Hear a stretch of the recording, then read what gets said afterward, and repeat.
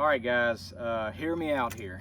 There's a million videos out there about rod selection and when or what rod to choose for a certain application. So I'm going to try to make it a little bit easy for you guys and give you some simple steps or questions to ask yourself before you make the right rod selection based on what bait you're throwing. So the first thing I want you guys to do is I want you to find the median rod length in your arsenal. What do I mean by that? I mean, what's that rod length that's kind of right in the middle for you? And that could be your probably most versatile rod in your tackle box, or it could be that one right in the middle. And this also could help you kind of broaden your spectrum on rod lengths. For me, that 7.2 range is kind of my median. You know, I fish a lot of 7-foot rods to 7.1. That 7.2 to 7.3 is kind of my median, and then I'll go up to 7.4 and 7.6. So that's kind of the middle of the road rod length. So start there.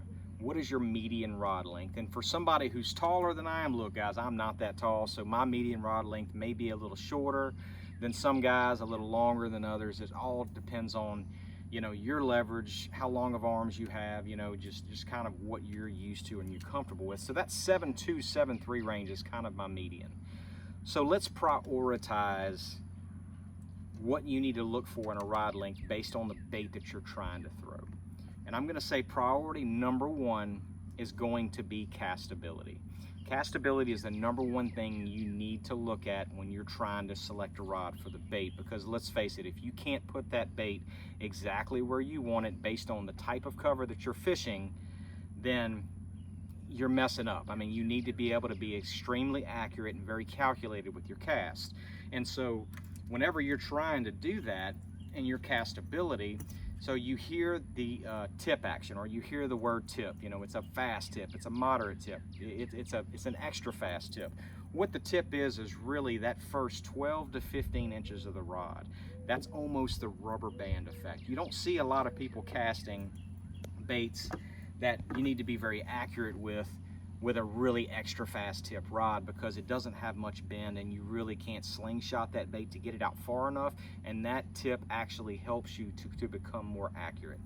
So that's the first thing you need to concentrate on, is the tip of the bait. The second priority is going to be hook point penetration.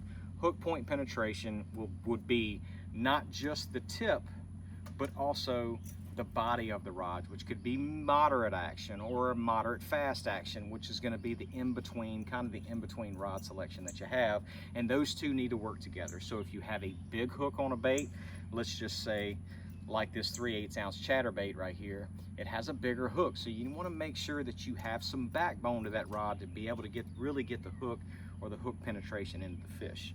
And then the number 3 priority is going to be getting that fish, or keeping that fish hooked up for the from the time you put the hook in him to the time you get him in the boat.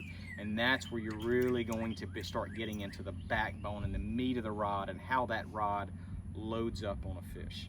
So, you know, with that being said, we're going to go back a second, and I said to pick your medium length of a rod. And here's kind of the weight factor that I use when I decide if I'm going to go below 7.2 or 7.3 or above. I use that kind of 3/8 to 5/16 ounce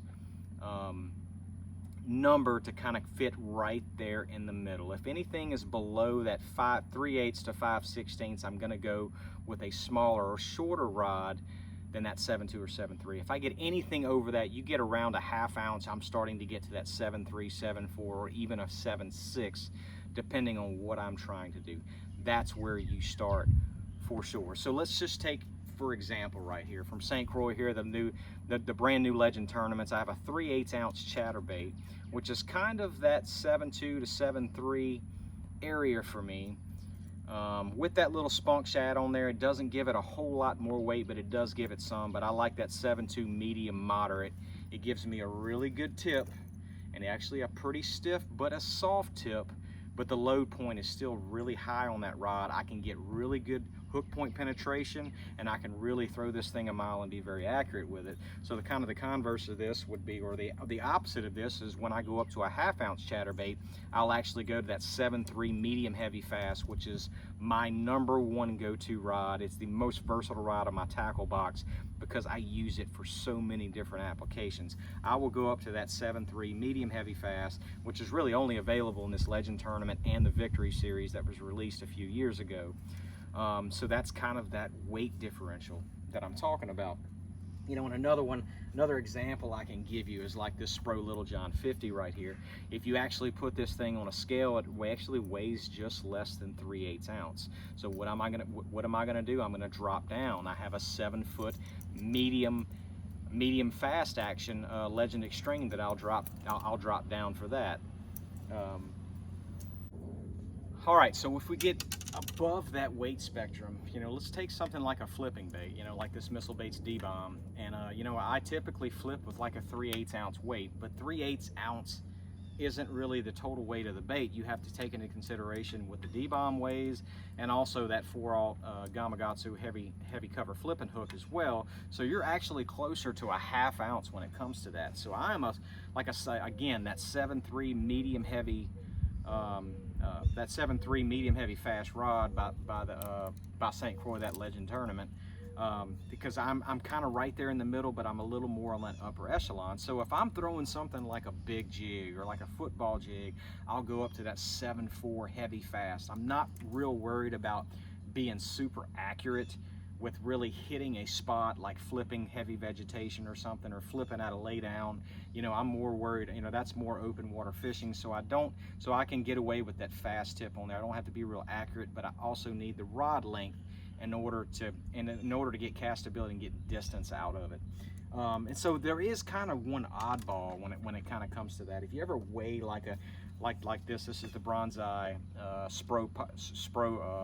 Spro just regular hollowed body frog. This one actually weighs a tad less than 3/8 of an ounce if you put it on a scale. But I'm gonna throw this on a 7.3 medium heavy fast Victory rod. That's kind of that oddball, but you throw this on either, you know, somewhere between 30 and 50 pound braid. So I really loosen my brakes up on this, so you can really get some distance out of this frog just because of the size of it, not necessarily the weight, but you really need to be able to be accurate with a frog, and you need that backbone, you know, to really put that hook in a fish. So again, you know, just some different situations, but you know, it's kind of an easy way to break it down. You know, we're all different when it comes to rod lengths because the size of our arms are smaller and longer. We have different leverage points, but find that median first and kind of get that 3/8 to 5/16 range in that medium, in that median range for the length of your rod, and then kind of go from there. Anything less, go down. Anything more, go up. But remember, the tip, that tip action on your rod is going to determine your castability. You know, that middle backbone is really going to be your hook point penetration, which is one of the most important. And then the entire rod and the way that rod loads up from front to back is really going to keep that fish hooked up for you.